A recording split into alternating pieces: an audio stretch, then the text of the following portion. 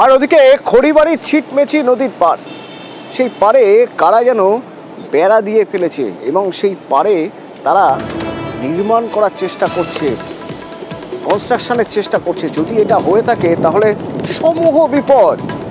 নদীর গতিপথ যাবে বদলে, এবং নদীর গতিপথ যদি বদলে যায় বিস্তীর্ণ এলাকা যাবে ভেসে।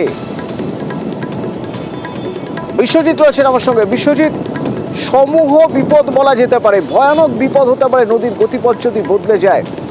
এই বেআইনি কাজ করছে কারা, মদত পাচ্ছে কিভাবে? দেখো, একেবারে বিপদ যেন সামনে আসছে, তাই কিন্তু একেবারে প্রশাসনের দ্বারস্থ হচ্ছে এখানকার স্থানীয় বাসিন্দারা।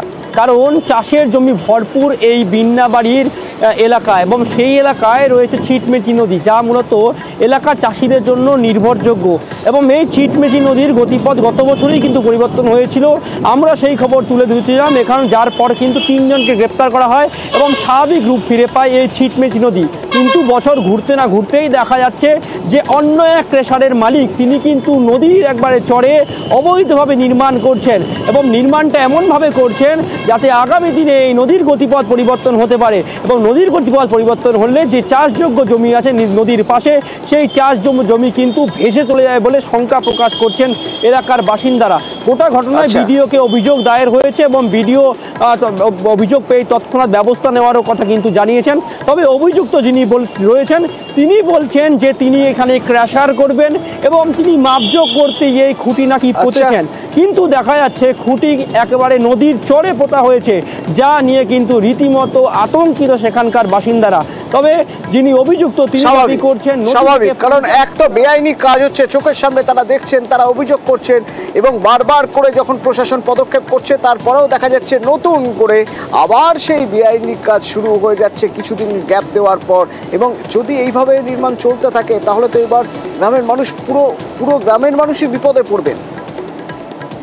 এরা এক শ্রেণী যারা জমি মাফিয়া, এরা কিন্তু জমিগুলো এভাবে সংগ্রহ করে এক শ্রেণী যারা নাকি এই যে ক্রেশার করছে এদেরকে দখল দিচ্ছে। কিন্তু তাতে কি হচ্ছে, এই এলাকার অনেকটা ক্ষতি হচ্ছে। এখানে এলাকাতে এই যে নদীটা ভাঙতেছে, ওখানে জলের একটা প্রেশার আসবে, বিভিন্ন দিক দিয়ে সমস্যা। এই কথাটা তো আমরা প্রশাসনকে অনেক দিন ধরেই বলতেছি। ওই চরটাকে যেভাবে দখল করে ওখানে দখল করে যেভাবে বাউন্ডারি করছে, তাতে কি হয়, জলের প্রেশার এই ব্রিজের উজান পাশে যারা যে বস্তিগুলো আছে সব বস্তিগুলো ডুববে।